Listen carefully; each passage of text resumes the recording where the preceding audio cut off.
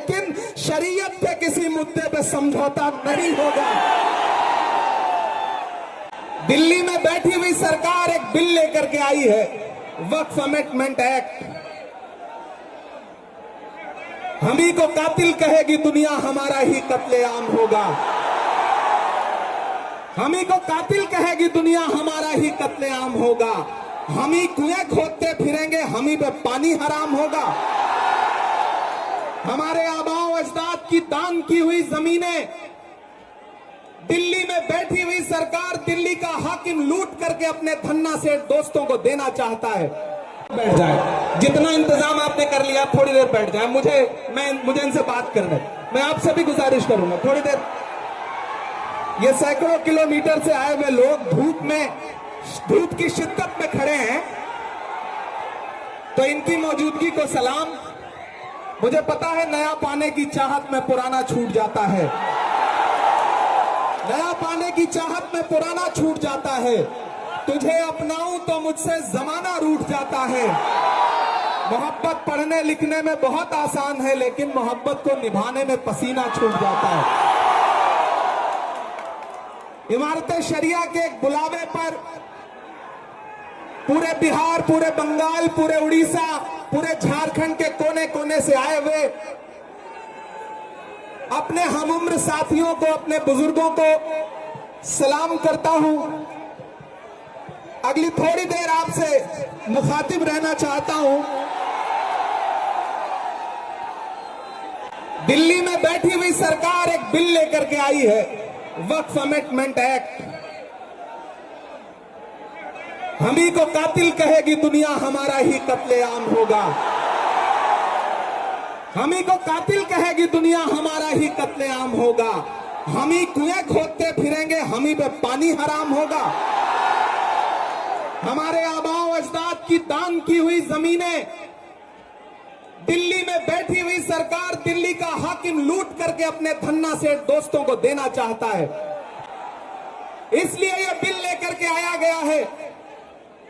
पूरे मुल्क में इस बिल के खिलाफ एहतजाज हो रहा है। देश की पार्लियामेंट में आपने देखा, हम सारे लोगों ने इस बिल के खिलाफ लगातार लड़ाई लड़ी, लेकिन नंबर उनके पास है, इसलिए यह बिल पास हो गया। अब लड़ाई सड़कों पर लड़नी है।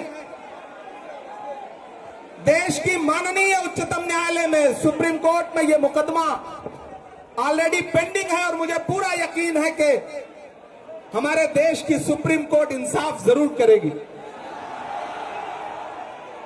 महान बादशाह सिकंदर ने जब यूनान फतेह किया तो जीत का जश्न मनाने के लिए वो शहर की सड़कों पर निकला, तो उसने देखा कि पूरा शहर जश्न मना रहा है, लेकिन एक फकीर इंसान सड़क के किनारे बेसुध होकर के सो रहा है। सिकंदर को गुस्सा आया। सिकंदर अपने घोड़े से उतरा और उस सोते हुए फकीर के पास पहुंच करके गुस्से में उसे जोर की एक लात मारी, और लात मार के कहा कि क्यों रे फकीर, मैंने शहर जीत लिया, शहर जश्न मना रहा है और तू सो रहा है। तो उस फकीर ने उन्नीदी आंखों से सिकंदर की तरफ देखा और देख करके कहा कि शहर फतेह करना बादशाहों का काम है, लेकिन लात मारना गधे का काम है। पिछले 11 साल में इस सरकार ने आवाम को सिर्फ और सिर्फ लात मारने का काम किया है, और अब ये बिल लेकर के आए हैं, और उन्हें लगता है कि आप खामोशी के साथ उनके हर जुल्म सितम को बर्दाश्त कर लेंगे। हमें पता है नहीं करेंगे, नहीं करेंगे ना, नहीं करेंगे ना। आपकी यहां मौजूदगी इस बात की गवाह है। मुझे पता है धूप बहुत ज्यादा है, इसलिए हजारों की तादाद में लोग दरख्तों के नीचे किनारे बैठे हुए हैं, वो बीच में नहीं आए, लेकिन फिर भी आज पूरा पटना, पूरा बिहार जाम हो चुका है। लोग लाखों की तादाद में घर से निकल करके आए हैं। मैं सलाम करता हूं आपकी जिंदा दिली को, आपकी मोहब्बत को। फैसल रहमानी साहब के एक बुलावे पर मैं उनको भी सलाम कर रहा हूं। ये जो नई नस्ल है, ये पानी की तरह बह रही है। मैं इस नई नस्ल के बहने को भी सलाम करता हूं।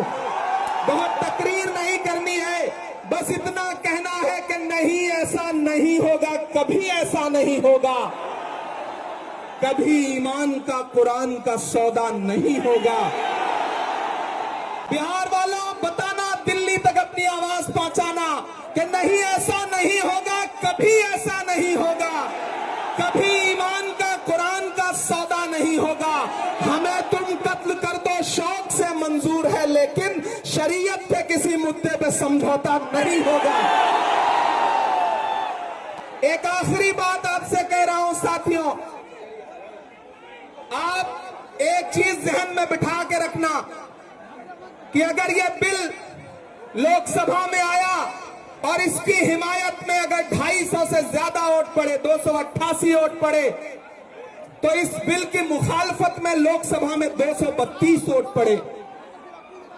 लोकसभा में मुसलमान सांसद सिर्फ 24 हैं, तो 200 से ज्यादा इस देश के हिंदू भाई, दलित भाई, सिख भाई, ईसाई भाई जो मेंबर ऑफ पार्लियामेंट हैं, वो लोकसभा में रात के 3:30 बजे तक इस बिल के खिलाफ वोट कर रहे थे और आपसे कह रहे थे कि हम आपके साथ खड़े हैं। ये है इस मुल्क की गंगा जमुनी तहजीब।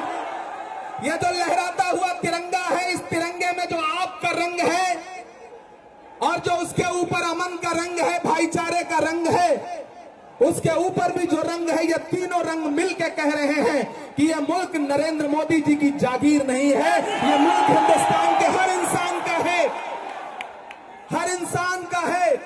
और हम अपने आबाओ अजदाद की जमीनों को बचाने के लिए, खानकाहों को बचाने के लिए, इबादत गाहों को बचाने के लिए, कब्रिस्तानों को बचाने के लिए जो कुर्बानी जरूरी होगी वो कुर्बानी देंगे। हम सड़कों पर बैठेंगे। मैं सरकार से कहना चाहता हूं कि जमहूरियत अकड़ से नहीं चलती है जिल्ले इलाही, जमहूरियत इस किताब से चलती है।